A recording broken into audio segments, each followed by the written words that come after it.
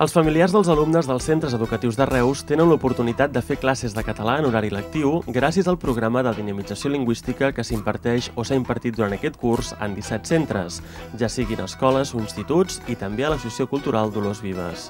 En total, aquest curs s'han organitzat 26 grups de dinamització lingüística.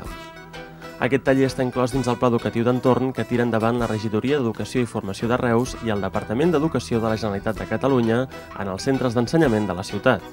Els seus objectius són fomentar l'ús del català en situacions quotidianes o a l'hora de mantenir una conversa breu i ajudar a entendre i respondre qualsevol qüestió en llengua catalana. No és tan important saber-se si aquesta paraula va amb una B, una B baixa, una C o una Z, sinó de fer que elles siguin competents en el seu àmbit, en el seu entorn i es puguin comunicar amb la resta de gent, tant a l'escola com a la societat, a les botigues, a on vagin, a l'Ajuntament, que puguin omplir una instància, que puguin totes aquestes coses que a elles els hi va bé per poder desenvolupar-se la seva vida. Un altre aspecte que es treballa en el programa de dinamització lingüística és afavorir la integració i la cohesió social a través de l'ús de la llengua i donar a conèixer l'entorn més proper dels alumnes. Aquí he vist que 8 anys ja ven de Croàcia i m'he apuntat aquí primer de tot per aprendre el català, per moure-me millor aquí i per conèixer molta gent, les mares noves i tal. Yo soy de Córdoba, vivo aquí de los 9 años y me he apuntado a clases de catalán, pues tengo 2 fillas para poder ayudar en sus deures de la escuela y tal, ¿no? Porque me gusta, me agrada participar en todo i integrar-me. Bueno, jo soc de naixença catalana, els meus pares i els meus avis catalans, però vaig néixer a l'època del Franco i el Franco, com ja se sap, no deixava d'aprendre en català, ni llibres en català, ni res de res. La meva filla té un nen i jo el portava aquí al col·legi i al venir me van donar un paper que ensenyem en català a les mares que volguessin aprendre, que hi podien anar. I va resultar que li vaig dir a la meva filla que puc apuntar jo. Diu, sí, mare, diu que te pots apuntar. I sí, m'he apuntat, m'agrada molt, me passo la tarda volant, no penso en res més que en l'ensenyança i he fet amigues i tothom me respecta molt. I tinc 61 anys. Per fer possible els objectius específics d'aquesta activitat, els centres també aporten iniciatives pròpies que s'inclouen i es treballen en el programa del taller. L'objectiu és el treballar exclusivament la llengua oral. Exclusivament la llengua oral per familiars d'alumnes i dintre dels centres educatius.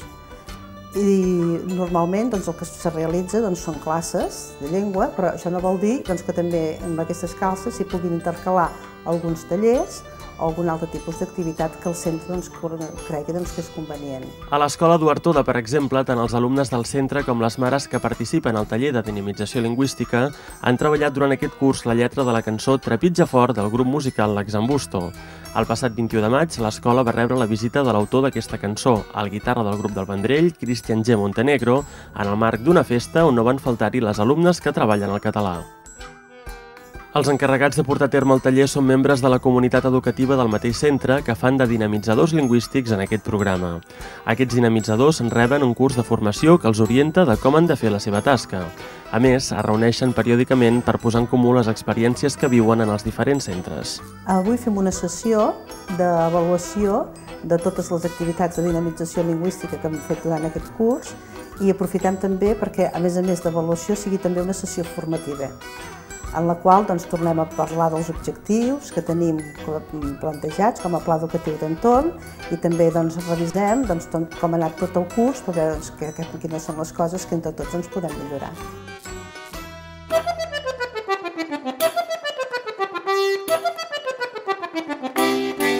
En motiu del Dia Internacional d'Internet, el Pla Educatiu d'Entorn va lliurar el passat dia 15 de maig els diplomes als 120 participants dels diferents tallers d'informàtica que es fan a la ciutat en el marc d'aquest programa educatiu.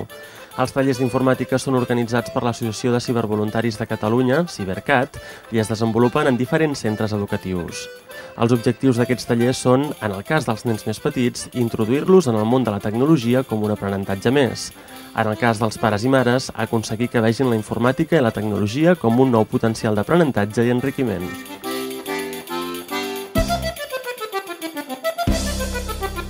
Cada any, en arribar a la primavera, el Pla Educatiu d'Entorn proposa a les famílies un treball conjunt a partir de les flors.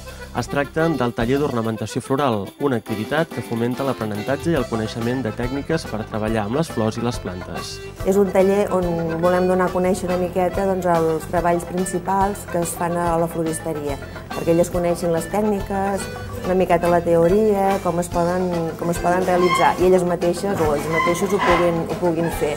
Llavors, bueno, fem el més bàsic, com són centres, treballs de taula, rams de mà, rams de núvia, i llavors elles també poden fer un petit detall. Després d'haver escoltat una miqueta les meves explicacions, doncs elles fan un petit treball recopilant una miqueta tota la tècnica que jo els he explicat. El taller s'imparteix a diversos centres de la ciutat i també a l'Associació Cultural d'Olors Vives, on principalment són les mares les que hi participen. Aquesta activitat s'emmarca en l'eix de treball amb les famílies del Pla d'Entorn, que busca fomentar la cohesió entre les famílies.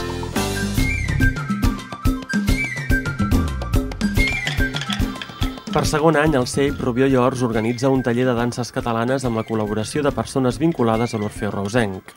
Durant el mes de maig es fan 4 sessions adreçades als alumnes de primària per donar a conèixer la cultura popular catalana i incentivar l'ús de la llengua. El dia 5 de juny, els participants en aquest taller faran una representació en què també actuaran els alumnes del grup de teatre i de la coral del centre, que també es van crear en el marc del Pla Educatiu d'Entorn.